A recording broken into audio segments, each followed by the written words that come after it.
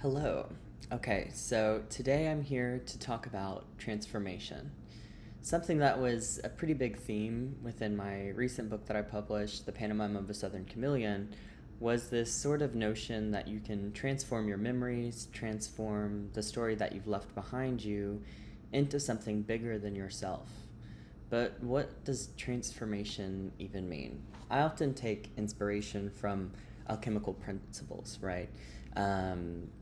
Back in the medieval times, right, alchemy and transformation was sort of this transmutation of precious metals into gold or valuable things, to be able to transform your material reality into something better, into something greater. But what does that look like today within the modern age, right? And what does that look like on a personal level? While I don't doubt there may be some magicians out there or witches or whatever, that possibly can, you know, change aluminum foil into gold.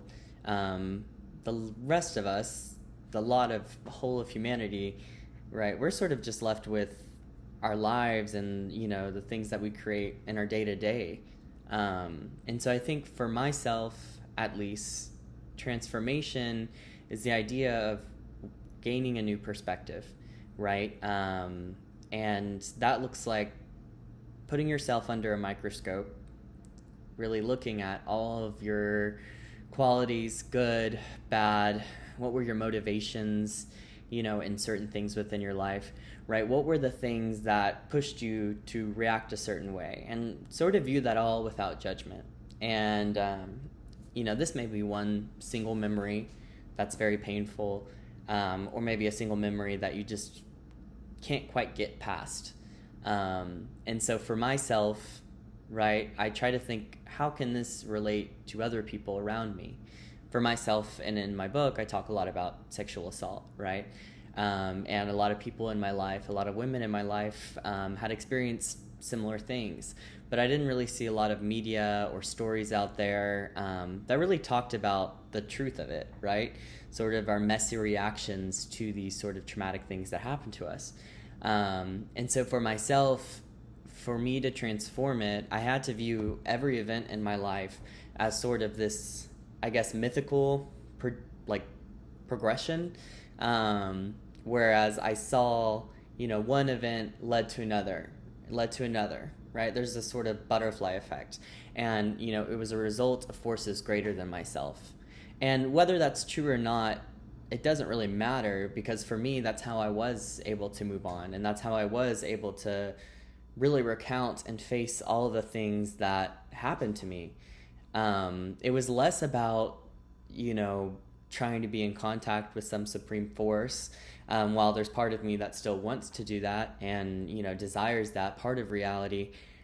I think for myself, it was a way for me to use my imagination and create something that was not only beautiful to myself, but something that sort of gave a guide to other people, right? So now, these memories and these 3 years of my life that were especially difficult, they've now sort of shifted to something that's positive, right? That's, hopefully going to bring me income. That's hopefully going to bring me a sense of community. That's hopefully going to establish myself as a respectable writer and artist.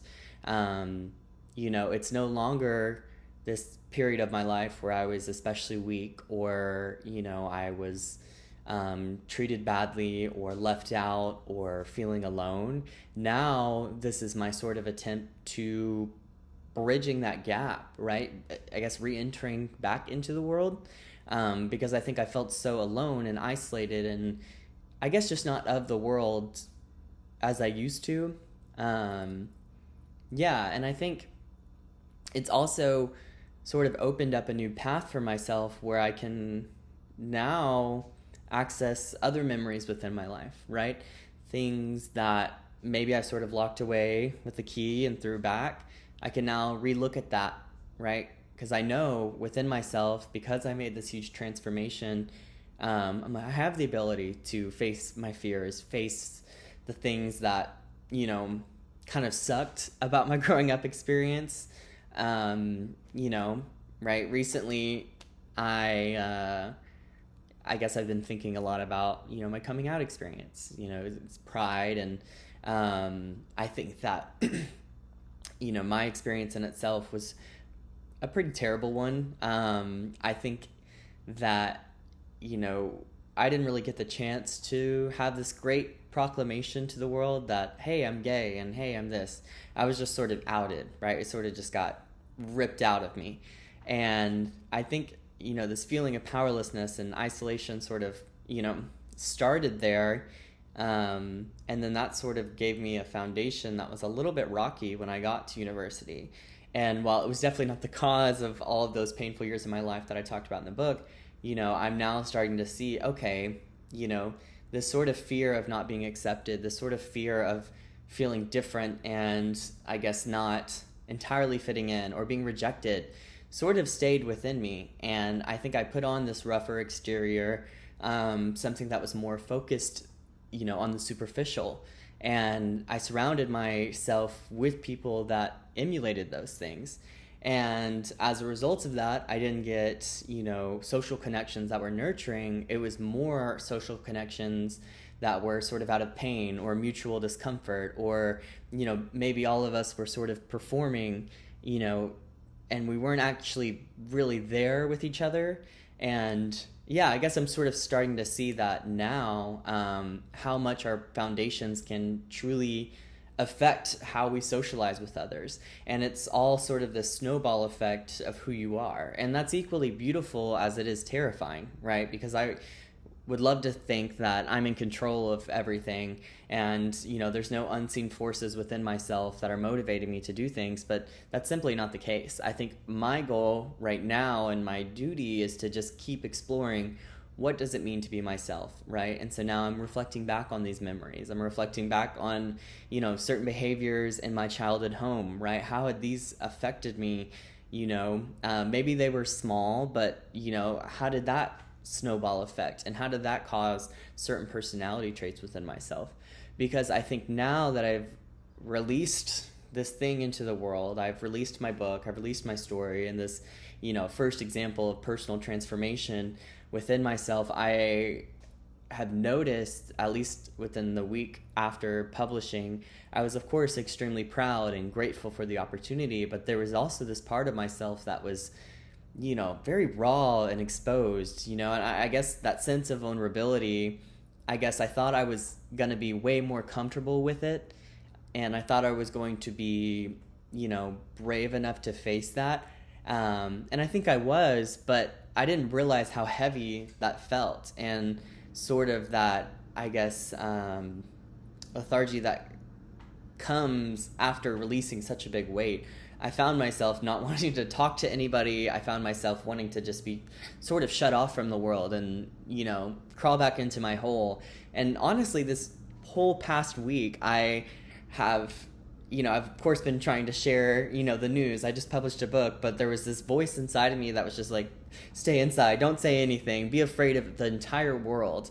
Because I read horror stories, of course, about when people speak their truth, they're often silenced, they're often smushed down. But I don't think that we can let that prohibit us, because that same fear that you try to get rid of in the first place by telling your story, you're allowing that back in. At least I saw that trying to re-enter my life, but I'm so tired of being defined by fear, of being defined by what is someone going to think if I say this story? Or what is someone going to think if I speak up about this thing? Oh, well, if I tell, the whole world of what this person did to me, they're going to come back at me with 10 times more force. Or my life's going to be ruined because of this, that, or the other. But my life was already sort of in shambles in its own way before that. So it's like, okay, if I don't change one way, I have to change a different way, right? And I think that's sort of that point of transformation.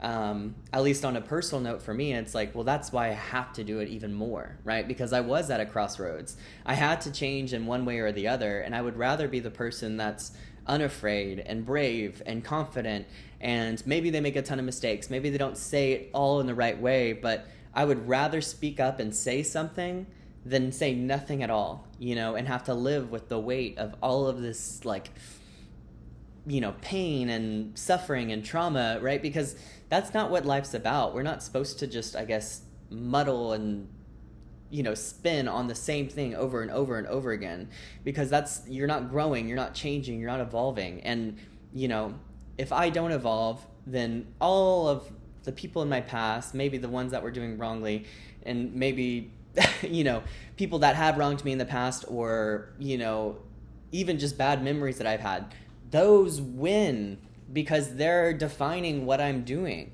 But if I transform it, if I try my best to move past it and speak out about it, become someone different, that is really all we can do, and that's all I feel like I can do. So yeah, I guess that's my note on transformation. I'm not sure if any of this made sense, but I felt this whole week I needed to start sharing things about myself. I shared my whole diary basically with the world. So now it's time to go even further, right? Because I claim I want to be this person that's unafraid to speak up and say what's on my mind, but I have to walk the walk as much as I do theorize. So yeah, those are my notes on transformation on a very personal level. And yeah, I'm hoping I can continue to talk about things that are important to me, and in the light of, maybe potentially people not loving what I'm doing or people trying to push back. I'm hoping that will serve as a motivation to keep moving forward, to keep sharing, because at the end of the day, what I wanted was change in my life and the world around me, and that's all we can really hope for. Now, what the fallout is of that, I have no idea, but I feel like I had this mission that I had to fulfill, and as mythic as that sounds, it was true for me. And I hope that other people will feel inspired by this and, fulfill whatever mission they feel like they have to do. Maybe that's sharing their story, maybe that's pursuing a talent, maybe that's going after a job or living a certain way. Whatever it is, you have to go for what is inside your gut and in your heart, because if you don't do that, you really have nothing at all. And that means the oppressive forces around you win. And isn't that such a shame? Isn't that such a sad life to live? One without passion, one without a sense of destiny, I guess, and I'm sure I sound entirely corny, and I'm sure I sound like this person that's, trying to be a motivational speaker or whatever, but I'm truly just speaking what's on my mind. And yeah, so that's it. I hope people will like this. I hope people will listen, but to be determined. I just know that I had to talk about it. Goodbye.